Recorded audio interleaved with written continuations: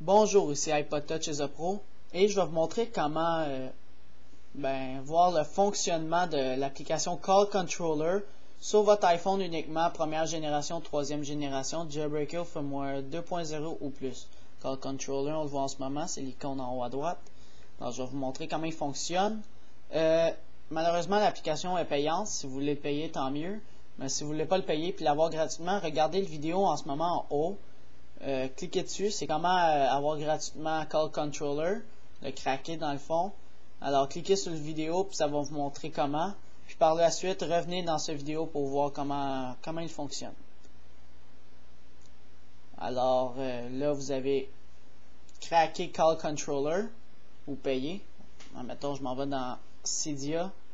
Si vous avez installé Call Controller, je m'en vais dans Cydia, je vais attendre qu'il travaille.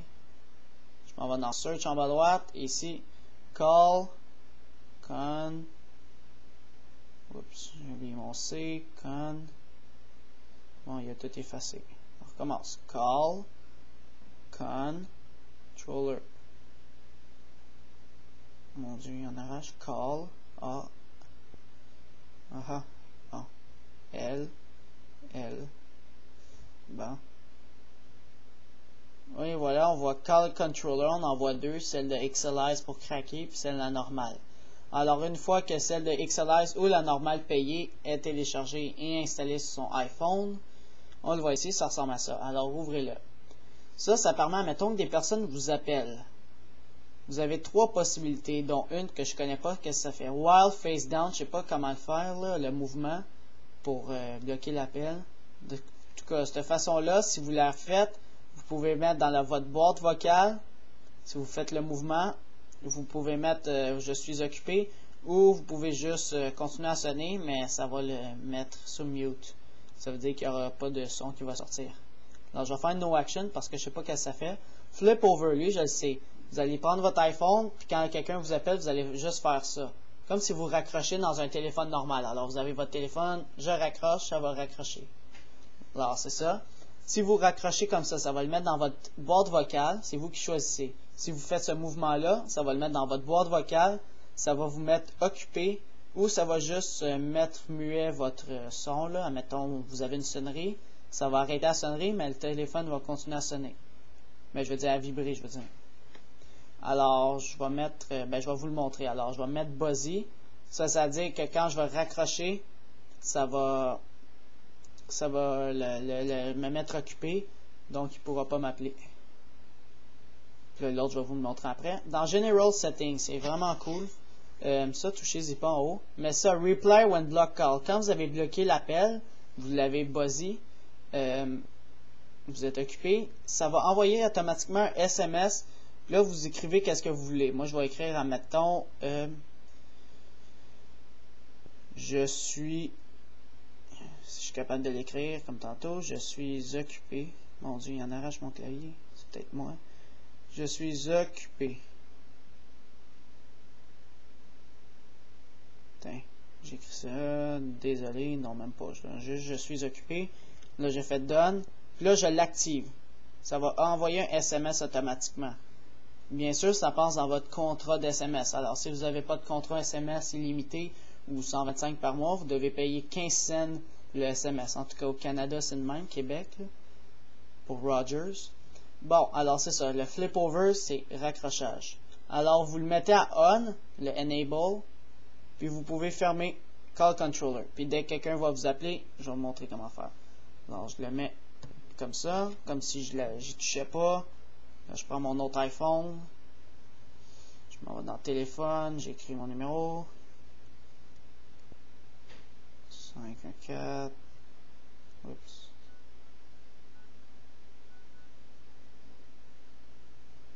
Alors voilà, iPod Touch is a Pro, je l'appelle. Là, attention, regardez bien. On voit ici. Et voilà, il m'appelle, je fais le mouvement. Paf, raccroché. Appel manqué, iPod Touch is a Pro. Et là, je devrais recevoir l'SMS.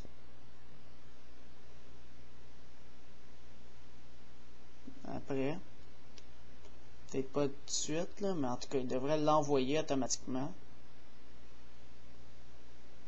Le call controller.